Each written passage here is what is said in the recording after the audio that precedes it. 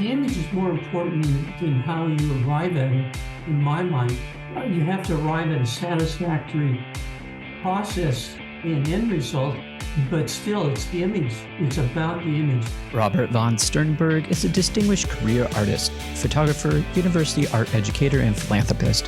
He has served as a guest curator for 17 art exhibitions and is founding director of the Museum Project, working to promote the recognition of internationally known senior photographers by facilitating the addition of the photographer's works into museum collections.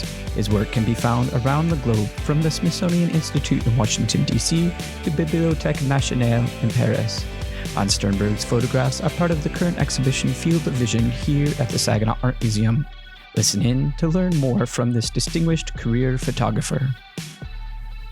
Robert, thank you so much for joining me on the Temple Arts podcast. I understand that you have been a photographer for a long time. This is a lifelong career for yourself. And I'm curious, sort of starting out here, to learn what piqued your interest in photography. Was that your first medium of choice, or did you try other media first?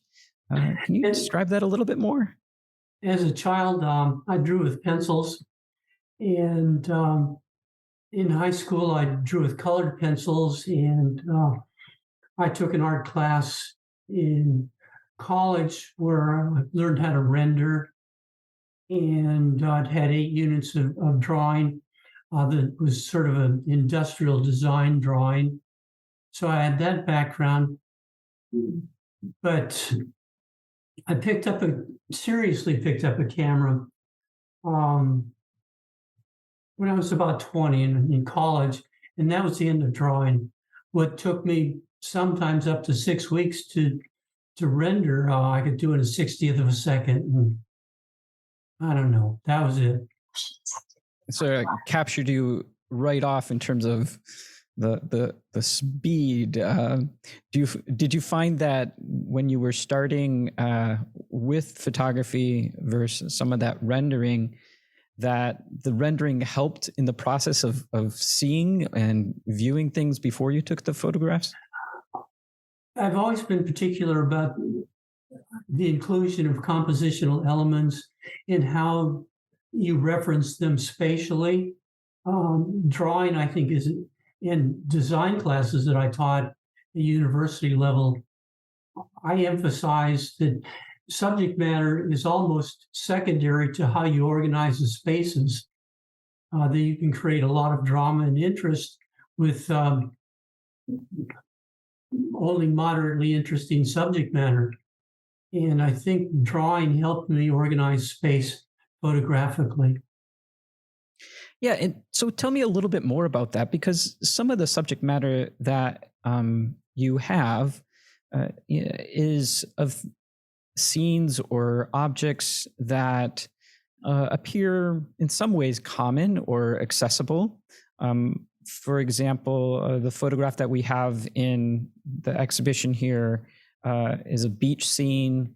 It looks like night or darkness, but there's an element of mystery to it. So I'm curious to learn a little bit more about whether you find your photographs, or do you go looking for them? Do you take advantage of a situation that you're in, or is there a little bit more conscientious seeking out of these images and visions that you photograph?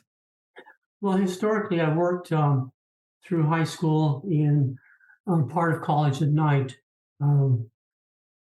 working outdoors in a gasoline service station type of environment. And I think there's a certain amount of just natural mystery to light versus a dark sky. I think it's called chiaroscuro or tenebrism in the art world. And driving home from work, looking through the windshield was a little bit like looking through a 35 millimeter single lens reflex viewfinder. And oddly, I've been attracted to night images for a long time. I first attempted doing them seriously in the 1970s. and they probably comprise maybe 50 or 60% of the images that I really personally like and maintain in a portfolio of some sort. And I think black and white or color renderings of the night images is somewhat dependent upon what the subject matter is. I think the black and white ones are perhaps more difficult to do than the color ones because the color ones have their own added dimension visually. The black and white one you referred to in Huntington Beach, my wife and I like to drive around and go on search for Kodak moments is how we used to refer to them. And that was a Kodak moment. I parked on the highway and I'm familiar with Huntington Beach and I looked down there and there it was. It was the image I was looking for that night. And it's just a matter of setting up the camera and organizing the space in the viewfinder and taking it home, processing the film at that time, because that's a film image. Mm-hmm. And there are little things that you don't notice. There's a pair of underwear on the light pole to the right-hand side. If you look really carefully, someone climbed up on a ladder, I guess, and hung them up there. But that I didn't notice that until after I printed the picture. Pictures about the palm tree. Mhm. And yes, I do look for the images. I don't generate them in my mind and create them from that. It's sort of a discovery by location situation. When you're discovering the image sort of in real time, you mentioned the light. Do you find that there's one element that you notice before other elements, whether that be the light or the texture of a scene? Can you describe that a little bit more?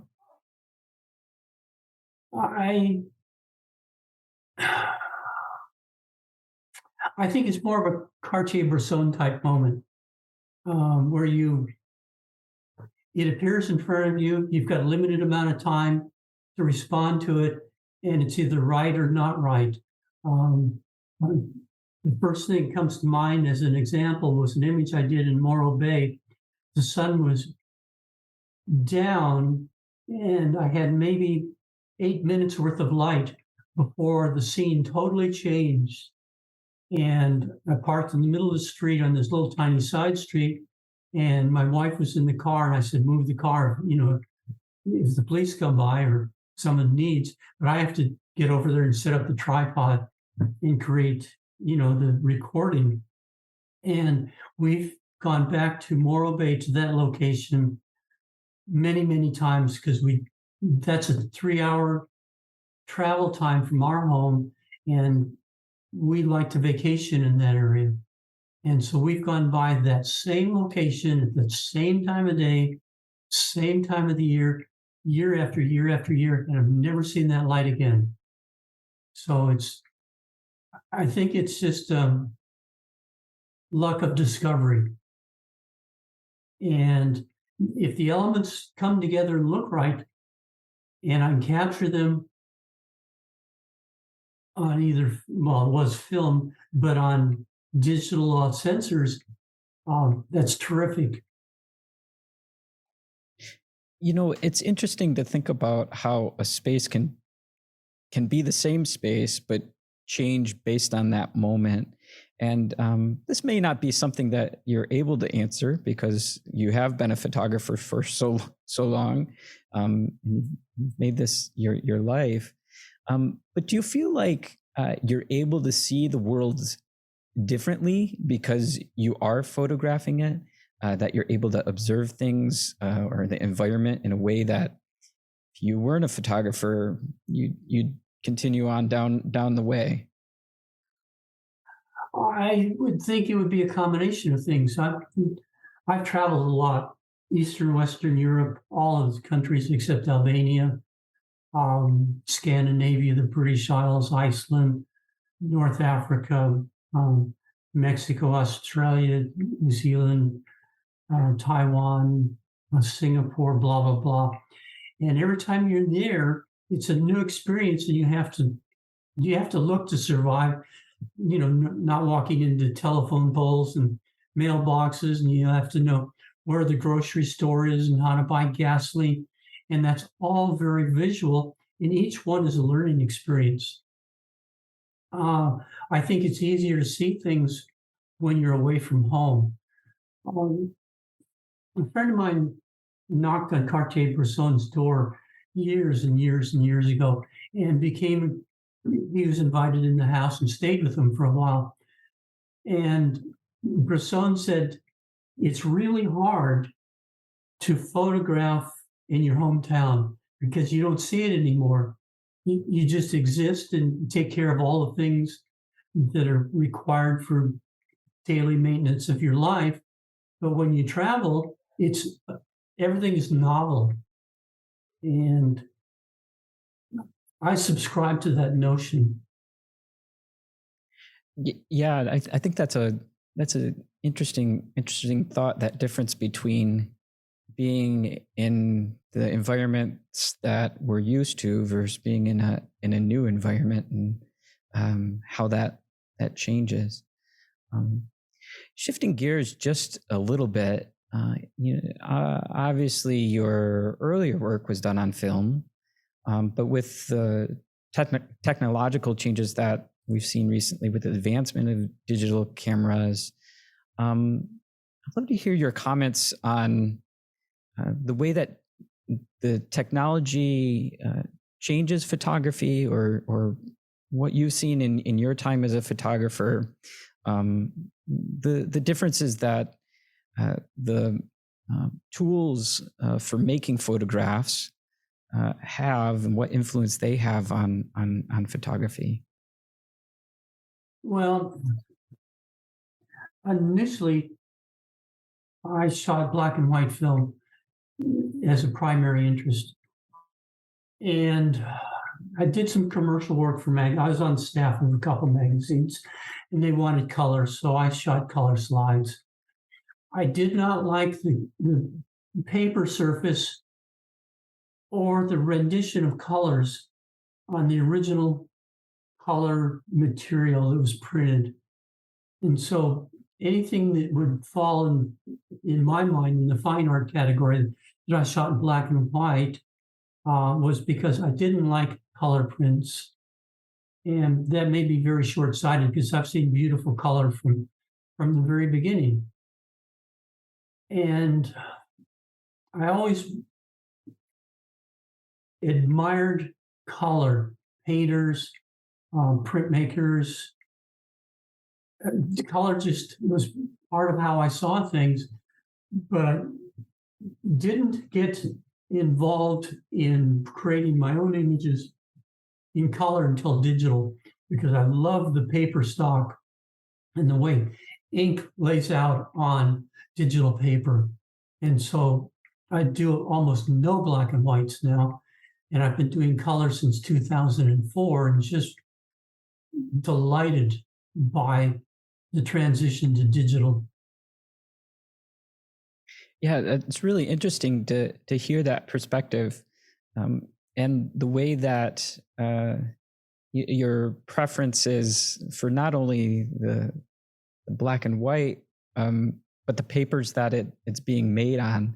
How I know that for myself, when I take photographs, a lot of times they just live in the digital space, and it's wonderful to consider the way that you're making photographs tangible with the prints, and the whole process from the click of the shutter to the printing. Would you comment a little bit more on the print processes that you use? Are you using a darkroom for making your own images, or are you having somebody else do that? No, I've done it all myself. Did it all yourself? I was a university teacher. We never got paid enough to have our work done commercially. And I did some work for Ford Motor Company in Alfred Bloomingdale when he owned Alpha Jet Industries, and some magazines, and they paid for processing. That was a whole different scenario. But I started processing and printing in the dark room in 1960. And I continued doing that until 2004. 2004 is when I made the transition to digital. And I'm very particular about print quality. And so I spent a huge amount of time with each print when I was doing black and white prints. And I never printed an edition of prints. I print one at a time, and if it was perfect, usually that's where I'd stop. And I had two wonderful mentors. I was lucky enough to be offered a guest curatorship at a museum because I'd done some commercial work. It was a small museum. I did some commercial work for them, and they offered me a small show. And I said, great, I could do a single gallery in the museum show. But they changed curators, and I came back to talk about the work I was going to put on the walls. And the new the new director of the museum said, well, we're very interested in how you're going to fill the entire museum with photography. And I should have said to her that no, it was only one gallery. I wasn't going to fill the whole museum. That was not what I agreed to. But instead, I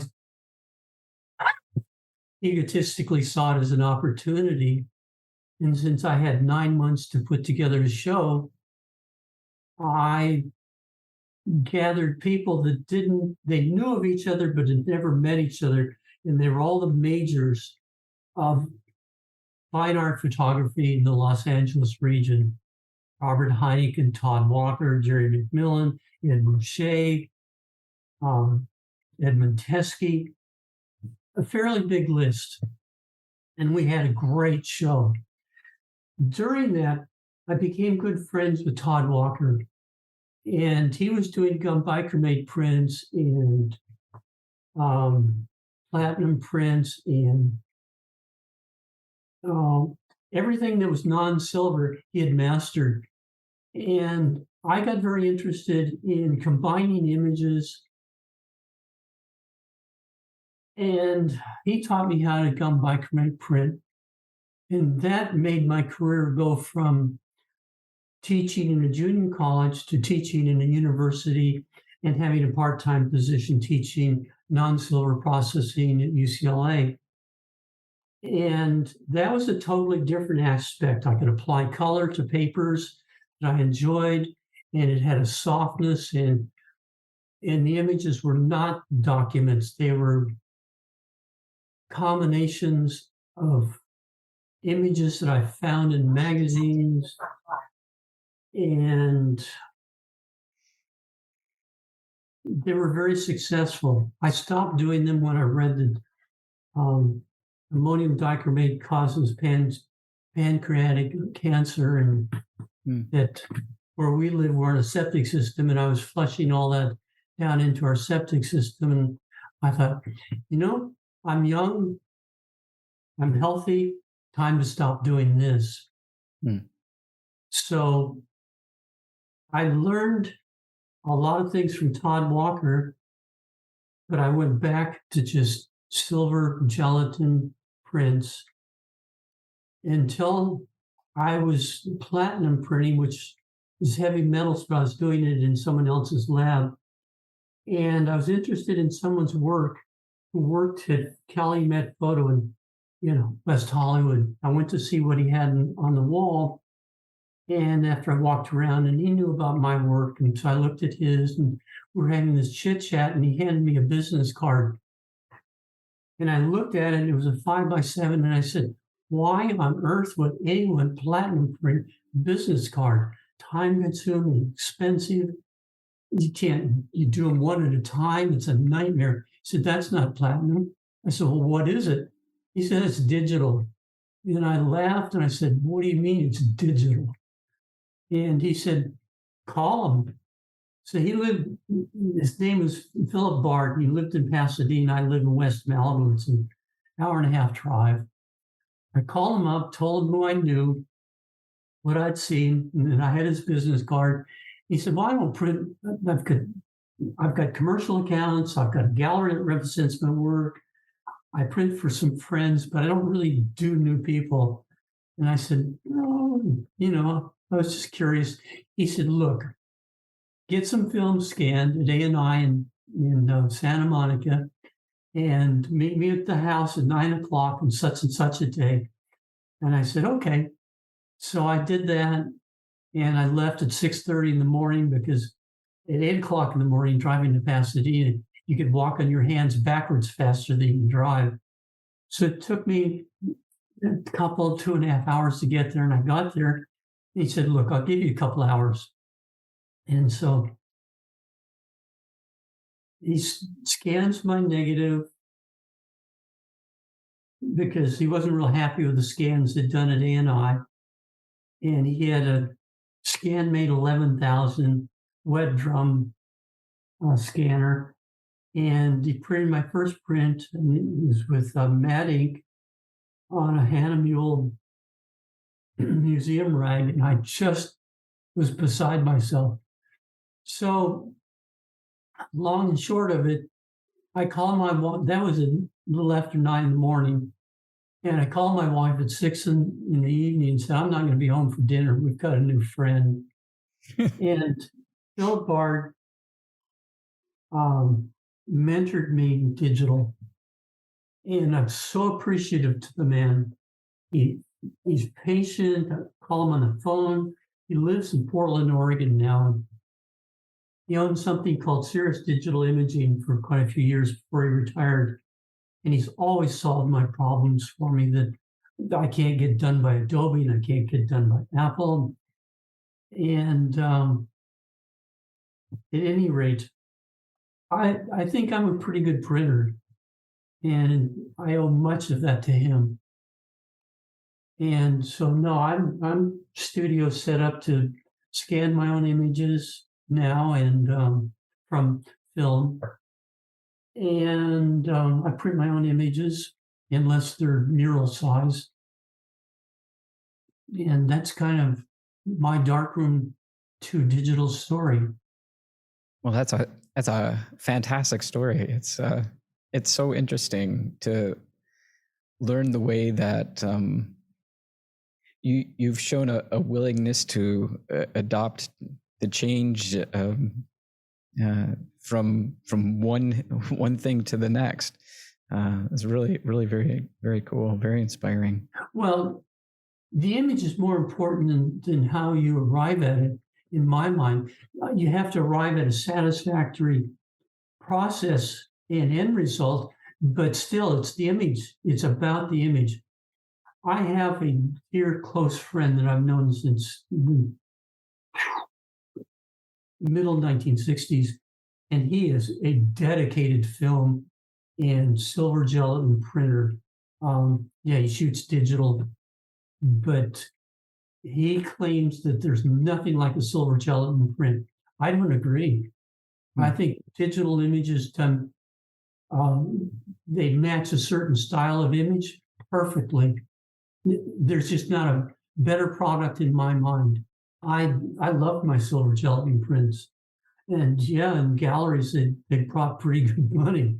But on the other hand, my real joy is producing digital prints, even the black and white ones, because they look just like the silver gelatin. So it's the image that's all important. How I got there or anyone else gets there, that if you can't do it, there's no image. But I don't know. I'm not, I taught process, but I was very heavy on the concept that you have to have a philosophy about your images and about life. And that's more important than what camera, lens, film, digital equipment, blah, blah, blah, that you utilize to make the image with. And my wife has been not only supportive, but she's a spotter. We're driving down the highway at 60 miles an hour. She sees something and she almost pulls on the emergency brake and makes me back up on the freeway to record it if I've missed it. And sometimes we argue about who saw it first.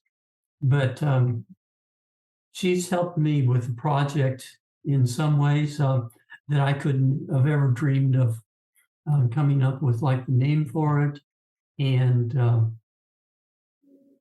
we can talk about the project later, but Yeah. just Well, remind me to talk about Patricia and her contributions.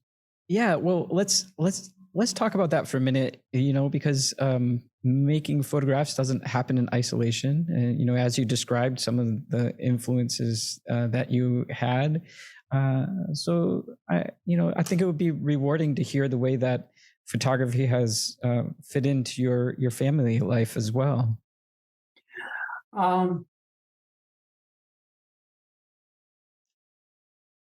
When I was at university, I bought a camera and a telephoto lens. And the first or second roll of film that I shot and processed, I sold to a magazine.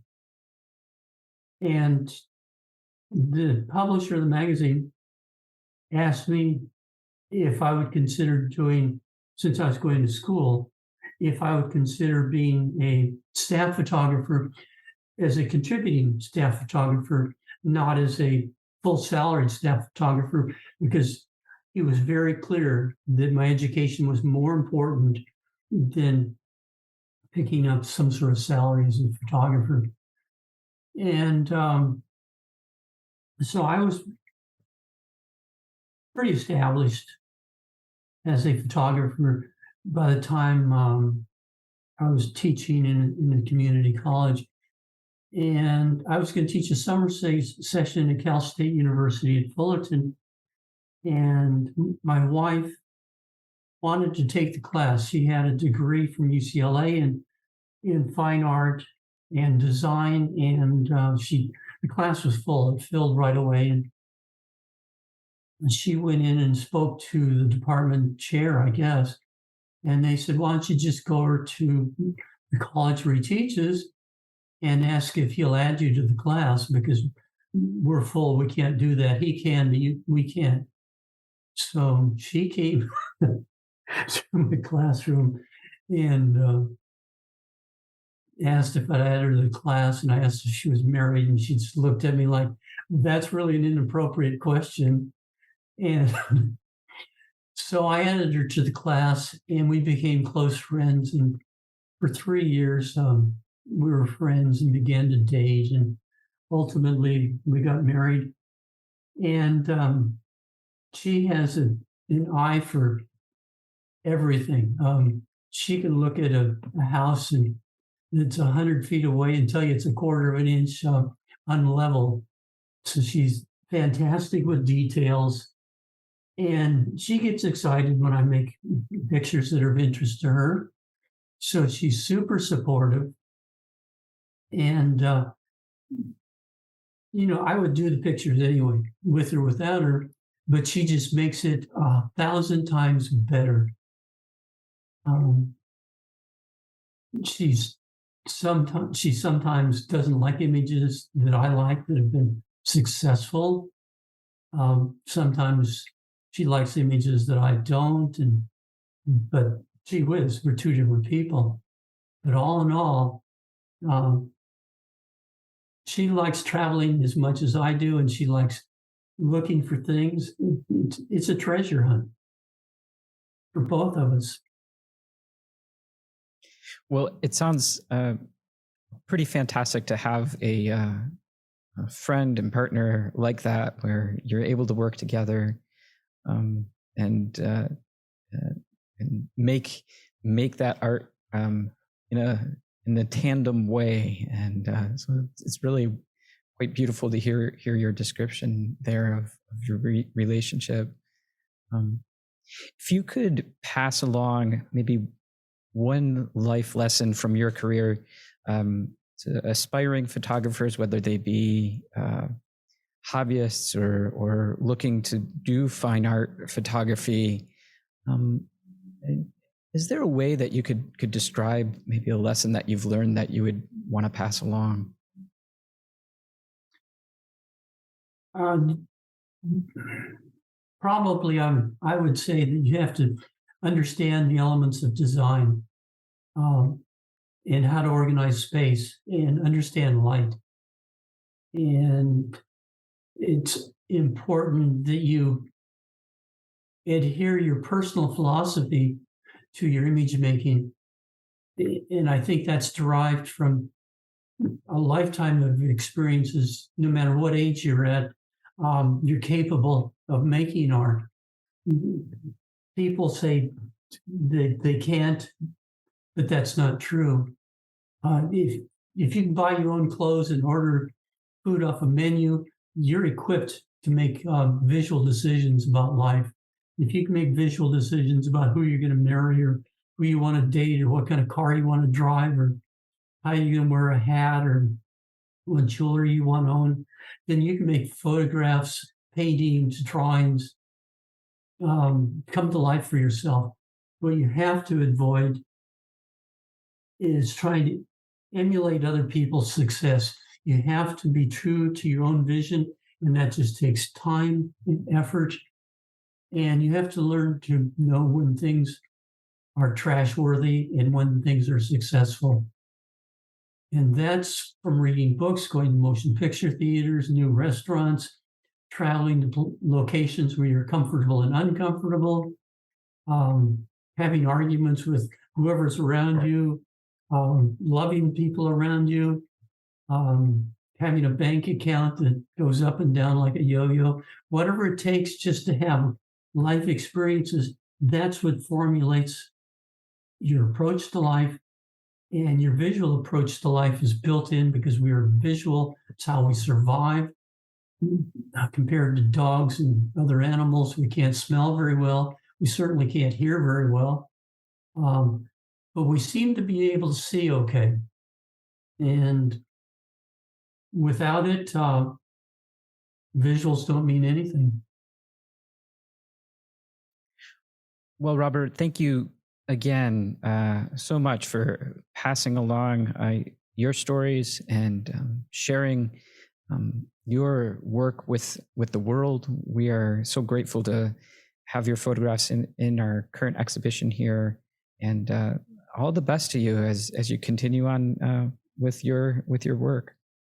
Well, thank you very much. I enjoyed this conversation, and I'm glad that they traveled the show to your museum. The Saginaw Art Museum's current exhibition, Field of Vision, will be on display through February 24th, 2023, and is supported by Hemlock Semiconductor, Shaheen Development, Morley Companies, and the Michigan Arts and Culture Council. The exhibition was organized by the Flint Institute of Arts in Flint, Michigan. Thank you for listening to the Temple Arts Podcast. Please consider subscribing to the podcast and making a donation to the arts through SaginawArtMuseum.org or TempleTheater.com. This will allow us to continue bringing enriching programs to Saginaw and beyond. All right. Well, you have a great day. And if you ever find yourself in Michigan, feel free to reach out. We will. We've crisscrossed. I said to my wife, let's go have lunch in Nova Scotia. And she looked at me and packed a bag. That's great. That's great. That was a few years ago before COVID, but she's just as crazy as I am. I have a question. Oh, Are you two done? so you can ask him a question. Oh, okay.